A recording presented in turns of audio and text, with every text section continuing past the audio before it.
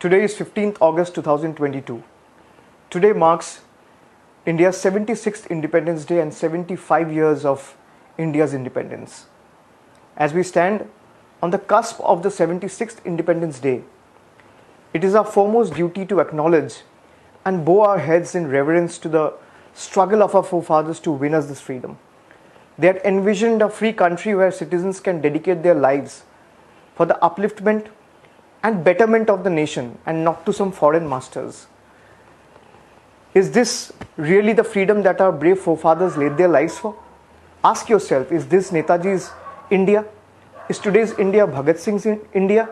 Is this the India that Gandhiji dreamt of? Today we are seeing a conscious attempt to blur the lines between the government and the nation.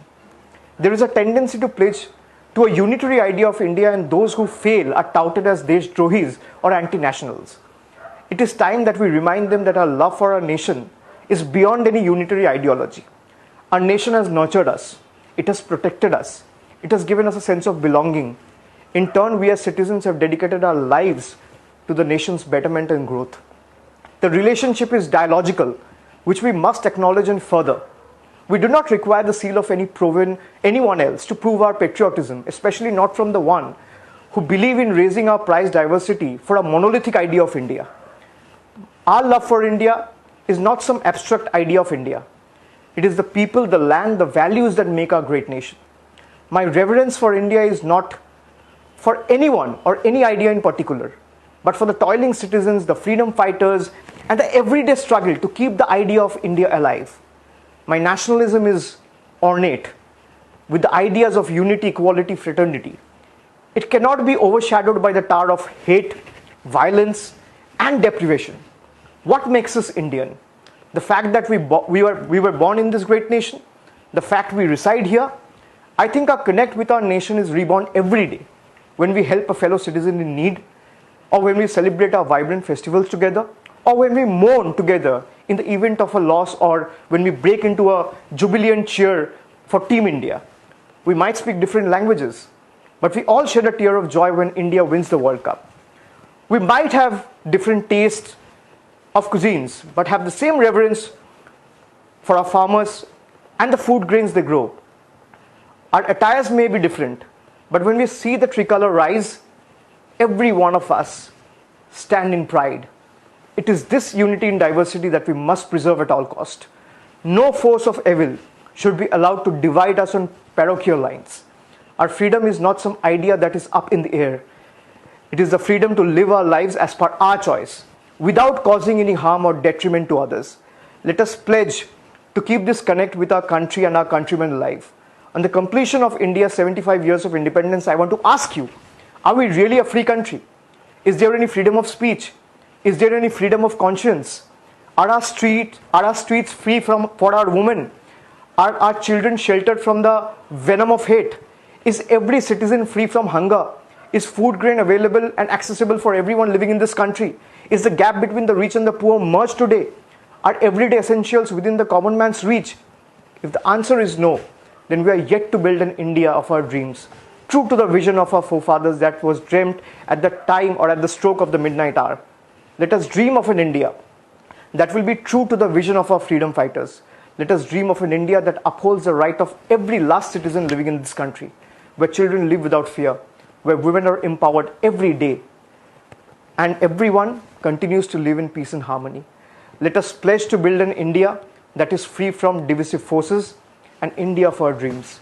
The ruling dispensation at the center is claiming that we are living in Amrit Kal. Ask yourself one simple question. As India marks 75 years of its independence, are we really living in Amrit Kal? Is this the Amrit Kal we all dreamt of? Where the Indian rupee is weakening by the day, where prices of fuel, petrol, diesel are shooting through the roof, where the economy is in complete shambles. Is this the Amrit Kal Gandhiji dreamt of? Is this the Amrit Kal Netaji Subhash Chandra Bose dreamt of? Is this the Amrit Kal Bhagat Singh, or for that matter, Matungini Hajra, laid their lives for? Is this the Amrit Kal you imagined 10 years before? We don't want this Amrit Kal. We don't want anyone from Delhi sitting in the ivory towers of Lutyens' Delhi to dictate and tell me what I want to wear and who I want to work with, what I want to eat and who I want to fall in love with. I want to take my own decisions. I want an India where people will have the right to take decisions of their life. I want an India where what I want to eat, what I want to wear, who I want to work with, who I want to talk with, will be decisions taken by me. I don't want anyone to dictate me, sitting from anywhere in the country, to tell me how I want to live my life. I will appeal to each and every one, especially to the ones who are listening to this today, especially the youth, that we don't want to be a land of philosophers anymore. Enough. We've already wasted 8 years. Do you really want to waste another 5 years, 7 years, 8 years of your life? We really don't want to be a land of philosophers anymore. We have to be a nation of doers. And if you want to do, you have to dominate. You have to hit the streets, you have to pick it up from the road, and the rest becomes history. And if we remain united, we will be able to build an India we all have dreamt of. Our forefathers of the country has dreamt of, where we are able to protect the social fabric of the country, where we are able to protect the constitution, where everyone has the right to talk, everyone has the right to express. And as we celebrate 75 years of India's independence, we have to take that place today. That come what may, we will fight till the last drop of our blood, but will not let India be ruled by these divisive forces and be divided on the lines of religion anymore. If I am the I in India, you are also the I in India. Start doing your bit. Ask yourself one simple question. A lot of people point fingers on others. This should be done, this is right, this is wrong, this could have done in a different way. Are you even doing 1% of what you think should be done? If the answer is no, start doing your bit from today without wasting any further time. With this optimism in my mind and hopes in my heart, I thank each one of you for joining today and wish each one of you a very happy Independence Day from the core of my heart. May the coming years we are able to build an India of our dreams, stay united, and make sure that the people who want to spread this venom of hatred, venom of division, venom of fear are ousted from the country. Thank you very much. A very happy independence to all of you. Jai Hind, Jai Bharat, Vande Mataram.